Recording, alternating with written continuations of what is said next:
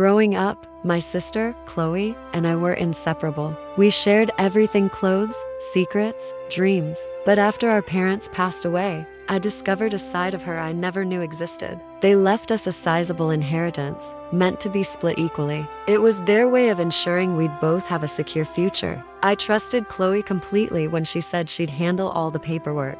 She was always the more organized one, the responsible older sister. I was grieving, and honestly, dealing with lawyers and bank statements was the last thing on my mind. I signed the documents she put in front of me without a second thought. That was my first mistake. Months turned into a year, and I started asking about the inheritance. I had plans to go back to school, maybe put a down payment on a small apartment. Every time I brought it up, Chloe would get defensive. She'd say things like, "It's complicated," or "the lawyers are still sorting it out." Her excuses started getting flimsier, and her lifestyle started getting flashier. A new luxury car, designer bags, lavish vacations she'd post all over social media. Meanwhile, I was working 2 jobs just to make ends meet. A knot of suspicion started to form in my stomach. It felt ugly and disloyal, but I couldn't ignore it. One evening, I asked her point blank, "Chloe, where is the money?" The look on her face confirmed my worst fears. She burst into a mix of tears and rage, accusing me of being greedy and ungrateful.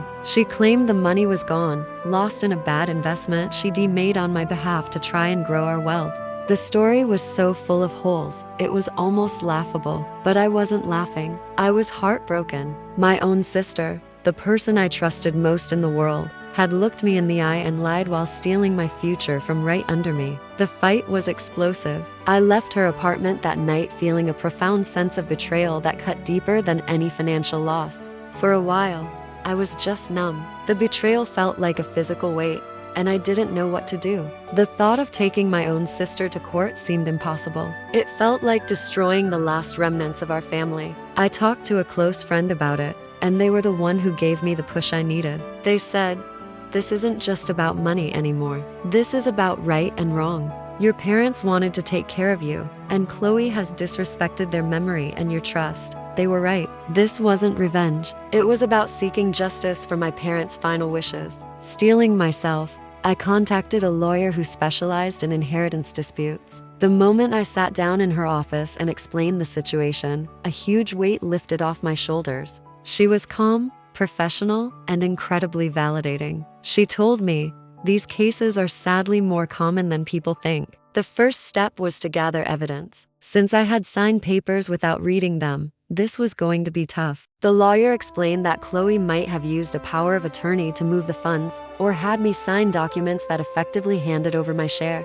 The legal process was a slow, grinding machine. It was emotionally draining. My lawyer had to subpoena bank records and legal documents from the estate settlement. We had to prove that Chloe had intentionally misled me. The evidence started to trickle in. Bank statements showed a massive sum of money being transferred from the joint estate account directly into Chloe's personal account, just days after our parents' passing. There were no bad investments, just a series of high-end purchases and cash withdrawals. She had systematically drained the account. Seeing it all in black and white was sickening. The most damning piece of evidence came from an unexpected place. My lawyer managed to find the original draft of my parents' will, which clearly stated their intention for a 50-50 split. Then we found the documents I'd signed. Chloe had worked with a shady lawyer to draft a new document, a family settlement agreement, that I had signed under duress and emotional distress. It basically stated I was relinquishing my share to her.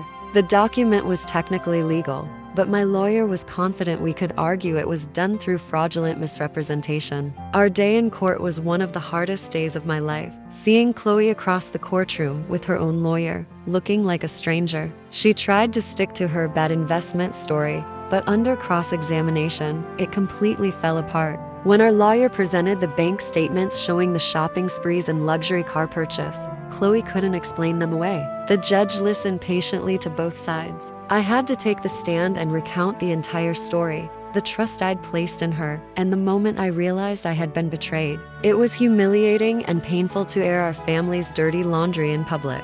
But in the end, the judge saw through the lies. He ruled in my favor. The judgment was clear. Chloe had committed fraudulent misrepresentation and had abused her position of trust. She was ordered to pay back my entire share of the inheritance, plus my legal fees and interest accrued over the years. When the verdict was read, I didn't feel triumphant. I just felt a quiet, somber sense of relief. Justice had been served, but the cost was immense. My relationship with my sister was completely shattered. After the trial, Chloe had to sell her car, her designer goods, and move out of her fancy apartment to pay back what she owed me. I received the money through our lawyers. It felt strange to finally have it, knowing what it took to get here.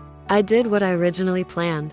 I went back to school and got my degree. I bought a small, cozy condo that's all mine. I built a stable, happy life for myself, the one my parents always wanted for me. I never spoke to Chloe again. Sometimes I wonder if she feels any remorse, but I can't dwell on it. I've learned that sometimes the hardest decisions are the ones that are necessary to protect yourself and honor the memory of those you love. Moving on has been a long journey, but I'm finally at peace. Thanks for listening to my story. If you've ever been in a tough spot like this, remember that seeking help and standing up for yourself is never the wrong thing to do. Take care and don't forget to subscribe.